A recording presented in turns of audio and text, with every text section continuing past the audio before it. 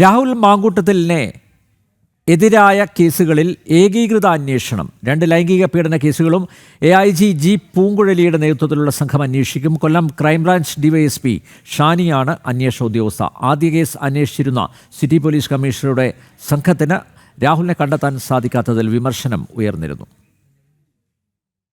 രാഹുൽ മാങ്കൂട്ടത്തിനെതിരായ ആദ്യ ബലാത്സംഗ കേസും ക്രൈംബ്രാഞ്ചിന് കൈമാറി. രണ്ടാമത്തെ ലൈംഗിക പീഡന കേസ് അന്വേഷിക്കുന്ന AIG ജി പൂങ്കുഴലിയുടെ നേതൃത്വത്തിലുള്ള പ്രത്യേക സംഘമാകും ഇനി മുതൽ ആദ്യ കേസും അന്വേഷിക്കുക. തിരുവനന്തപുരം സിറ്റി പോലീസ് കമ്മീഷണറുടെ നേതൃത്വത്തിലുള്ള സംഘമാണ് ആദ്യ കേസ് അന്വേഷിച്ചിരുന്നത്.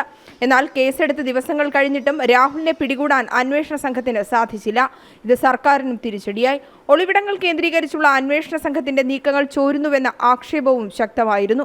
അന്വേഷണ സംഘത്തിലുള്ളവർ തന്നെ ഈ വിവരങ്ങൾ രാഹുലിന് ചോർത്തി നൽകിയെന്നാണ് വിമർശനം. ഈ സാഹചര്യത്തിലാണ് കേസിന്റെ രഹസ്യ സ്വഭാവം നിലനിർത്തുന്നതിനായി ഇരു കേസുകളുടെയും അന്വേഷണം ഒരു സംഘത്തെ തന്നെ ഏൽപ്പിക്കുന്നത്. ഒളിവ് ജീവിതം അവസാനിപ്പിച്ച് കേരളത്തിലെത്തിയ രാഹുലിന്റെ തുടർ നീക്കങ്ങളും അന്വേഷണ സംഘം നിരീക്ഷിക്കുന്നുണ്ട്. അതേസമയം ഒളിവ് ജീവിതം അവസാനിപ്പിച്ചെത്തിയ രാഹുൽ അഭിഭാഷകരുമായി ചർച്ച നടത്തി. വടക്കം പരവൂരിലെ അഡ്വക്കേറ്റ് രാജീവിന്റെ വീട്ടിലെത്തിയായിരുന്നു ചർച്ച. ഹൈക്കോടതിയിലെ മുൻകൂർ ജാമ്യാപേക്ഷയുമായി ബന്ധപ്പെട്ട് ഹാജരാകുന്നതിന് മുന്നോടിയായിരുന്നു അഭിഭാഷകനുമായി കൂടിക്കാഴ്ച നടത്തിയത്. ജനം, തിരുവനന്തപുരം.